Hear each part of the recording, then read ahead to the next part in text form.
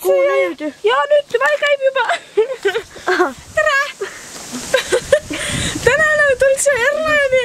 Me siia päevabussi sellepärast, et näha seda kuulekuulvat bussijaama, mis on värvitud arvasin mina, õpetaja Anu Nurk, Laura Arupõld, Andra Turro, Kerli Salustaat seda seina ja Kaisa Asusi, ei midagi. Ja siis täna panin palla juuksetse. Panin palla riided selga, et teha selle palla peal pilte.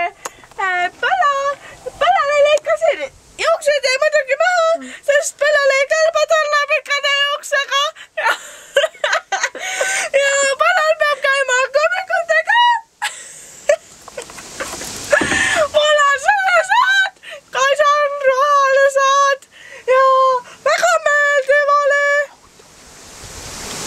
Autos kukkusin ka. Värvi auto oli.